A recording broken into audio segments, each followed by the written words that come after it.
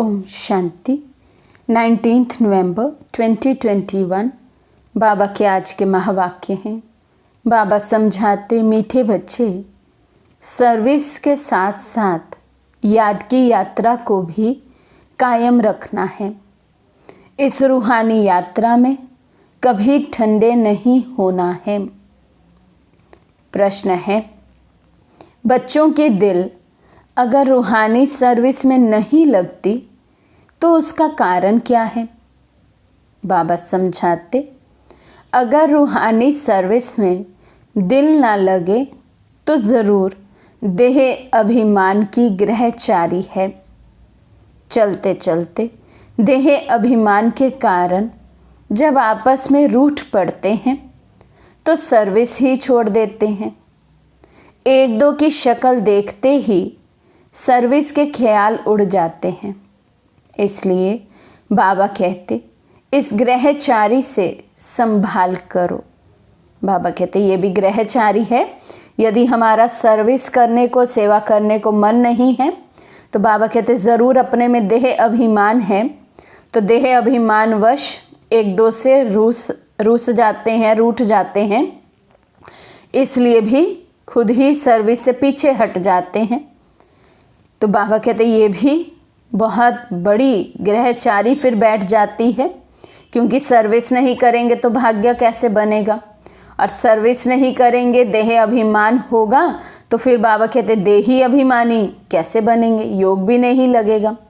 तो इसलिए बाबा कहते ये भी चेक करना है। गीत है, हमारे तीर्थ न्यारे हैं। ओम शांति।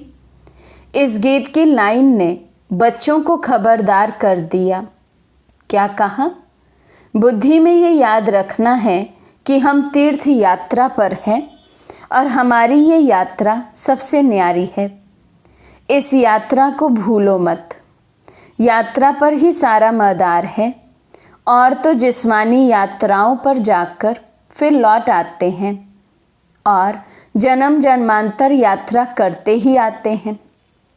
हमारे तीर्थ वे नहीं हैं अमरनाथ में जाकर फिर मृत्यु लोक में चले आना, तुम्हारी ये यात्रा नहीं है, और सब मनुष्यों की वे यात्राएं हैं। तीर्थ पर जाकर चक्र लगाकर फिर आए पतित बन जाते हैं। किस्म किस्म की यात्राएं हैं। बाबा कहते हैं हम बच्चों की ऐसी यात्रा नहीं है। एक बार जब बाबा को पहचान लिया, जान लिया, पवित्रता के मार्ग पर, इस ज्ञान मार्ग पर चल पड़े, तो बाबा कहते कभी भी फिर वापस मुड़ना नहीं होता है। देवी के मंदिर भी अथाह है। विकारियों के साथ कितने यात्रा पर जाते हैं। तुम बच्चों ने तो प्रण किया हुआ है निर्विकारी रहने का। तुम निर्विकारियों की ये यात्रा है। निर्विकारी बाप जो एवर प्योर है उनको याद करना है। पानी के सागर को विकारी व निर्विकारी नहीं कहेंगे, और ना उनसे निकली हुई गंगाएं ही निर्विकारी बनाएंगी। मनुष्य मात्र इतने तो पतित बन पड़े हैं, कुछ भी समझते ही नहीं। वे जिस्मानी यात्राएं हैं, अल्पकाल क्षणभंगुर की यात्राएं। ये यात्रा बड़ी है। तुम बच्चों को उठते बैठते यात्रा का ख्याल करना है। यात्रा पर जाते हैं तो धंधा धोरी, गृहस्थ व्यवहार आदि सब भूलना होता है। अमरनाथ की जय, बस ऐसे कहते जाते हैं। मास 2 मास तीर्थ यात्रा कर फिर आकर गंद में पड़ते हैं। फिर जाते हैं गंगा स्नान करने। उनको ये पता ही नहीं है कि हम रोज़ पतित होते हैं। गंगा जमुना पर रहने वाले भी रोज़ पतित होते हैं। रोज़ गंगा पर जाकर स्नान करते हैं। एक तो नियम होता है, दूसरे फिर बड़े दिनों पर जाते हैं। समझते हैं कि गंगा पतित पावनी है। ऐसे तो नहीं, खास उस एक दिन पर गंगा पावन बनाने वाली बनती है, फिर नहीं रहती। बाबा कहते कई भक्तों का ये नियम रहता है, कई तो रोज़ रोज़ गंगा स्नान करते हैं, गंगा के किनारे पर ही रहते हैं, और कई तो बाबा कहते कोई मेन बड़े दिन होंगे, त्योहार होंगे, तो उस दिन विशेष जाकर गंगा स्नान करेंगे। तो बाबा कहते उन्हें पूछना चाहिए कि आज के दिन विशेष गंगा पावनी बनती है जो पावन बना देगी। जिस दिन मेला लगता है उस दिन वे पतित पावनी बन जाती है? नहीं, वे तो है ही है।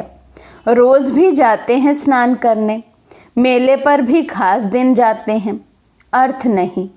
गंगा जमुना चीज़ तो वही है, उसमें मुर्दे भी डाल देते हैं।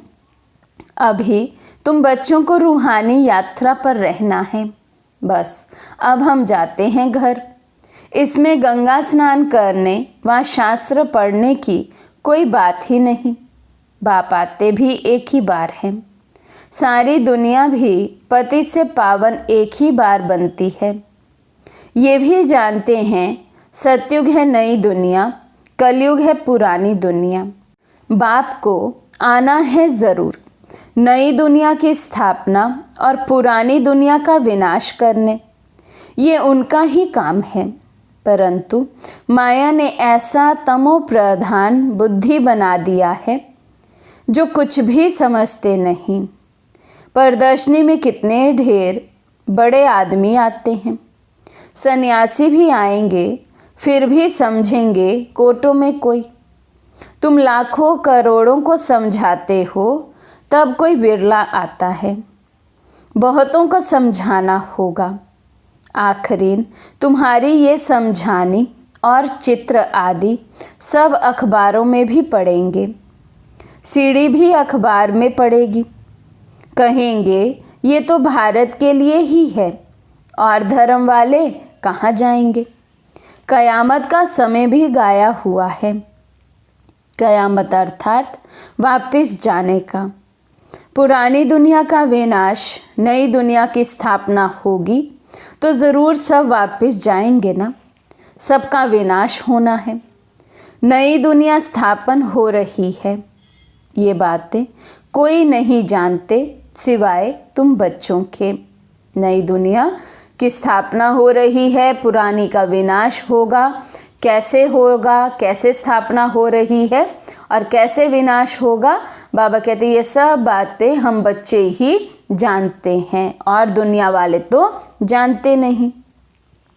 तुम जानते हो नरकवासियों का विनाश, स्वर्गवासियों की स्थापना हो रही है। कल्प कल्प ऐसा ही होता है। अभी जो थोड़ा बहुत टाइम है, इसमें भी बहुतों को समझानी मिलती जाएगी। मेले होते रहेंगे, सब तरफ से लिखते रहते हैं हम मेला करें, प्रदर्शनी करें। बाबा से साकार में बच्चे पूछते रहते थे, बाबा हम मेला करें, प्रदर्शनी लगाएं, सेवा करें, सर्विस करें, बहुतों को जहाँ संदेश मिले ऐसी सर्विस करें। परंतु साथ साथ अपनी याद की यात्रा भी भूलनी नहीं चाहिए। बाबा कहते भल सेवा करो, सर्विस करो, अनेक आत्माओं का आत्म रूपी ज्योत जगाओ, दीपक जगाओ, लेकिन अपनी ज्योत भी याद रहे, स्व उन्नति भी याद रहे। बच्चे बिल्कुल ही ठंडे चल रहे हैं। पुरुषार्थ की बाबा रिजल्ट बता रहे हैं, हम बच्चों का पुरुषार्थ बिल्कुल ठंडा है। समय प्रमाण सच में ही ठंडा है। जो समय है उस समय के अनुसार हम सभी का अभी पुरुषार्थ तीव्र गति का होना चाहिए। तीव्र गति में भी तीव्र गति में उड़ने वाला, चलने वाला नहीं। तो उसके अकॉर्डिंग देखें तो बाबा कहते ठंडा है। यात्रा ऐसे करते हैं जैसे बूढ़े, जैसे ताकत ही नहीं, कुछ खाया ही नहीं। बाबा का कितना ख्याल चलता रहता है, ख्यालात करते करते नींद ही फिट जाती है। ब्रह्मा बाबा अपना अनुभव सुना रहे हैं। बाबा को तो इतना सर्विस का ऑनर रहता था, पूरे विश्व तक बाबा का संदेश पहुंचाना है, कैसे होगा?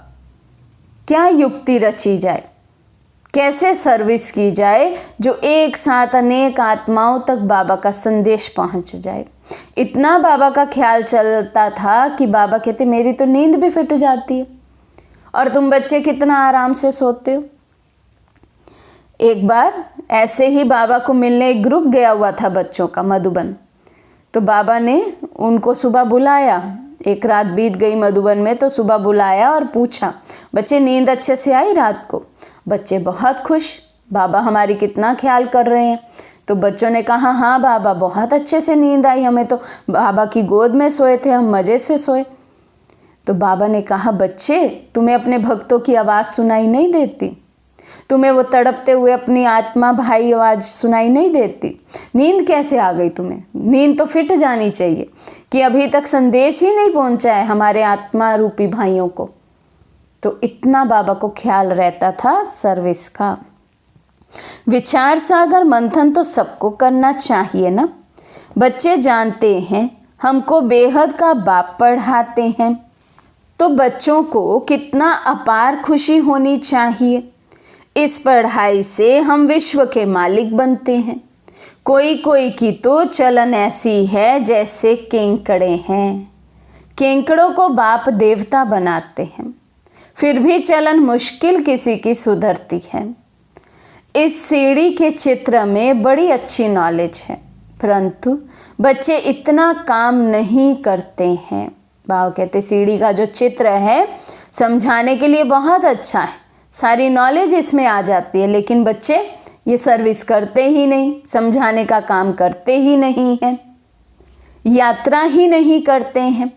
बाप को याद करें तो बुद्धि का ताला भी खुलता जाए, गोल्डन बुद्धि बनती जाए। तुम बच्चों की पारस बुद्धि होनी चाहिए, बहुतों का कल्याण करना चाहिए। तुम सतो प्रधान से अब तमो प्रधान बने हो, फिर सतो प्रधान बनना है। बाप कहते हैं मुझे याद करो। कृष्ण को भगवान नहीं कहा जा सकता, उनको तो कहते हैं सावरा श्याम। बाप ने सावरे की आत्मा को बैठ फिर सजाया है। ये आत्मा जानती है कि बाबा हमको विश्व का मालिक बनाते हैं, तो खुशी का कितना दिमाग पर पूर होना चाहिए। बाबा कहते भरपूर होना चाहिए मन, बुद्धि, दिमाग, सब कुछ खुशी से कि हम विश्व के मालिक बनते हैं। इसमें घमंड की कोई बात ही नहीं। बाप कितना निरअहंकारी है, बुद्धि में कितनी खुशी रहती है। कल हम हीरे जवाहरों के महल बनाएंगे, नई दुनिया में राजधानी चलाएंगे। ये तो बिल्कुल पतित दुनिया है। इस दुनिया के मनुष्य तो कोई काम के नहीं, कुछ नहीं जानते हैं। ये भी दिखाना चाहिए हीरे जैसा जीवन था, वही फिर 84 जन्म ले कौड़ी मिसल बन जाते हैं। ये सीढ़ी का चित्र नंबर 1 है। फिर दूसरे नंबर में है त्रिमूर्ति। तुम कहते हो निकट भविष्य में श्रेष्ठाचारी भारत बन जाएगा। श्रेष्ठाचारी दुनिया में बहुत थोड़े मनुष्य होंगे, अभी कितने ढेर मनुष्य हैं। महाभारत लड़ाई भी सामने खड़ी है, सब आत्माएं मच्छरों सदृश जाएंगी। आग भड़क रही है, जितना कोशिश करते हैं सुधारने की उतना ही बिगड़ते जाते हैं। बाप बच्चों को राजयोग सिखला रहे हैं, बच्चों को कितना नशा चढ़ाते हैं। कोई कोई तो यहाँ से बाहर निकले सारा ज्ञान उड़ जाता है, स्मृति कुछ भी रहती नहीं। नहीं तो शौक हो कि जाकर सर्विस करें। बाप भी गुण देखकर सर्विस पर भेजेंगे ना। जिन बच्चों में सर्विस के गुण होंगे, किसी को ज्ञान सुनाने के, समझाने के गुण होंगे, बाबा कहते बाबा भी उसी बच्चे को भेजेंगे। इसमें बड़े हर्षित रहेंगे, सर्विस में खुशी का पारा चढ़ेगा। अच्छे अच्छे पुराने बच्चे आपस में रूठ पड़ते हैं थोड़ी थोड़ी बात में। ऐसे थोड़ी इन बातों के कारण तुमको सर्विस नहीं करनी है। सर्विस तो खुशी से करनी चाहिए। जिसके साथ बनती नहीं है उसकी शक्ल देखने से ही सर्विस का ख्याल उड़ जाता है।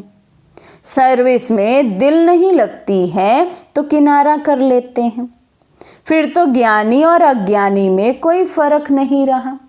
बाबा कहते इतना बड़ा बाबा ने ज्ञान दे दिया कि हम आत्माओं का आपस में ये सब कर्मों का हिसाब किताब है।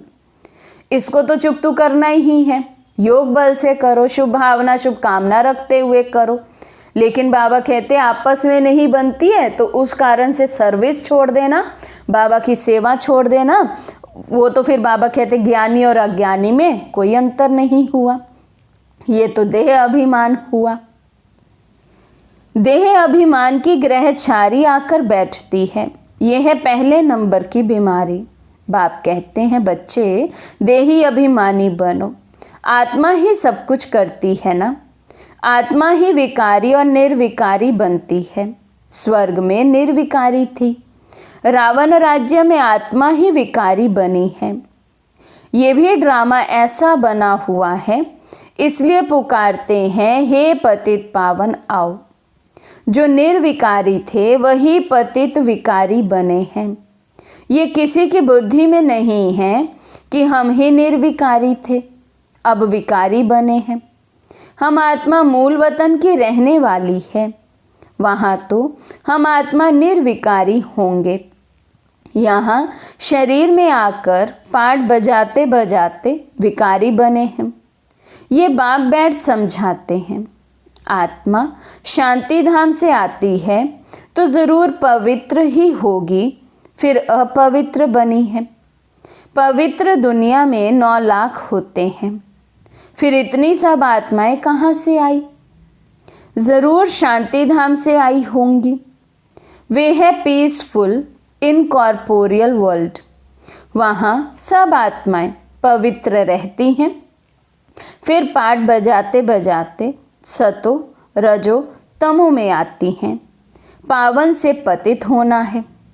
फिर बाप आकर सबको पावन बनाएंगे। ये ड्रामा चलता ही रहता है। ड्रामा के आदि मध्य अंत का राज बाप के सिवाय और कोई बतला ना सके। उस बाप को कोई जानते ही नहीं। ऋषि मुनि भी नेति नेति कह गए, हम भगवान को और उनकी रचना को नहीं जानते हैं। फिर कहते भी हैं गॉड फादर इज़ नॉलेजफुल। वे परमात्मा सर्वात्माओं का बाप बीज रूप है। वे हैं आत्माओं का बीज रूप और ये प्रजापिता ब्रह्मा है, मनुष्य सृष्टि का बीज रूप। वे निराकार बाप इसमें प्रवेश कर मनुष्यों को समझाते हैं मनुष्य द्वारा। उनको मनुष्य सृष्टि का बीज रूप नहीं कहेंगे। वे हैं आत्माओं का पिता और ये ब्रह्मा है मनुष्य सृष्टि का प्रजापिता, जिस द्वारा बाप आकर ज्ञान देते हैं। शरीर अलग, आत्मा अलग है ना। मन बुद्धि चित्त आत्मा में है। आत्मा आकर शरीर में प्रवेश करती है पाठ बजाने के लिए। तुम जानते हो कोई शरीर छोड़ते हैं तो जाकर दूसरा पाठ बजाएंगे। इसमें रोने से क्या होगा? गया सो गया, फिर थोड़े ही आकर हमारा मामा चाचा बनेगा। रोने से क्या फ़ायदा? बाबा कहते यदि रोने से कोई वापस आने वाला हो तब तो कोई रोए भी। जब वापस ही नहीं आना, गया सो गया, अगला पाठ शुरू हो गया आत्मा का, तो बाबा कहते फिर रोने की क्या दरकार है? तुम्हारी मम्मा गई, ड्रामा अनुसार पाठ बजा रही है। ऐसे बहुत जाते हैं, कोई कहाँ जाए जन्म लेते हैं। ये समझ में आता है जैसा जैसा आज्ञाकारी बच्चा होगा उतना ज़रूर अच्छे घर में जन्म लिया होगा। यहाँ के जाएंगे ही अच्छे घर में। जो ब्राह्मण परिवार के होंगे, अच्छे सर्विसेबल बच्चे होंगे, नियम मर्यादाओं पर चलने वाले बच्चे होंगे, बाबा के आज्ञाकारी बच्चे होंगे। बाबा कहते वे तो अच्छे घर में ही जाएंगे। सर्विस अर्थ ही जाएंगे जहाँ भी जाएंगे। नंबरवार तो होते हैं ना, जैसा जो कर्म करते हैं ऐसे घर में जाते हैं। पिछाड़ी में तुम जाकर राजाई घर में जन्म लेते हो। कौन राजाओं के पास जाएंगे वे खुद समझ सकते हैं ना, फिर भी दैवी संस्कार तो ले जाते हैं ना।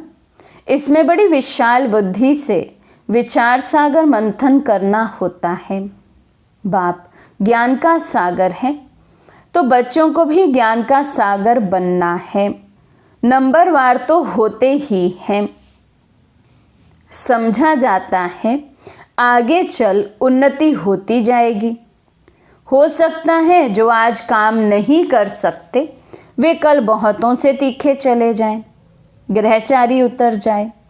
कोई पर राहु की ग्रहचारी बैठती है तो गटर में गिर पड़ते हैं, हडगुड ही टूट जाते हैं। बेहद के बाप से प्रतिज्ञा कर फिर गिरते हैं तो धर्मराज द्वारा सजाएं भी बहुत मिलती है। ये बेहद का बाप बेहद का धर्मराज है, फिर बेहद की सजा मिलती है। कोई बात में आनाकानी करेंगे या उल्टा काम करेंगे तो सजा ज़रूर खाएंगे।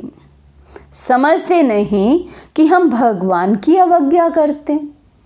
बाबा कहते इतनी भी समझ नहीं रहती है किसके ऑर्डर की हम अवज्ञा कर रहे हैं, किसकी आज्ञा को नाफरमान बरदार बन रहे हैं, किसकी आज्ञा को नहीं मान रहे हैं। तो बाबा कहते मैं बेहद का धर्मराज हूँ। जो आज्ञाकारी नहीं होंगे, नियम मर्यादाओं पर नहीं चलेंगे, फिर बेहद की सजा भी खाएंगे। इतनी सब बातें बाप समझाते रहते हैं। श्रीमत पर चलो, सर्विस में मददगार बनो, योग की यात्रा पर रहो। चित्रों पर समझाने की प्रैक्टिस करेंगे तो आदत पड़ जाएगी। बाबा कहते इतनी सब बातें समझाता हूँ फिर भी बच्चे करते नहीं हैं। नहीं तो ऊंच पद कैसे मिलेगा। अज्ञान काल में कोई का बच्चा बड़ा सपूत होता है, कोई तो बड़े कपूत भी होते हैं। यहाँ भी कोई कोई तो झट बाबा का काम कर दिखाते हैं। तो बच्चों को सर्विस बेहद की करनी है, बेहद की आत्माओं का कल्याण करना है, पैगाम देना है, मन मना भव। बाप को याद करने से तुम्हारी बुद्धि तमो प्रधान से सतो प्रधान बन जाएगी। अभी है कलयुगी तमो प्रधान दुनिया की एंड। अब सतो प्रधान बनना है। आत्माओं की भी वहाँ नंबरवार दुनिया है ना, जो फिर नंबरवार आकर पाठ बजाते हैं। आएंगे भी नंबरवार ड्रामा अनुसार। अभी सब आत्माएं रावण राज्य में दुखी हैं, सो भी समझते थोड़ी हैं। अगर किसी को कह दो तुम पतित हो तो बिगड़ पड़ेंगे। बाप समझाते हैं ये है ही विशेष वर्ल्ड। बाप कहते हैं तुम अपना राज्य भाग्य ले लेंगे, बाकी सब विनाश हो वापिस चले जाने वाले हैं। ये तो गाया हुआ है, महाभारत लड़ाई लगनी है जिससे सब धर्म खल्लास हो, बाकी एक धर्म रहेगा। ये लड़ाई के बाद स्वर्ग के द्वार खुलते हैं। कितनी अच्छी रीति बच्चों को समझाते हैं। आगे चल तुम्हारी बातें सुनते रहेंगे और आते जाएंगे। सूर्यवंशी चंद्रवंशी जो पतित बन गए हैं वही आकर नंबरवार अपना वर्षा लेंगे। प्रजा तो ढेर बनेगी। अच्छा, मीठे मीठे सिखी लदे बच्चों प्रति माता पिता बाप दादा का याद प्यार और गुड मॉर्निंग। रूहानी बाप की रूहानी बच्चों को नमस्ते।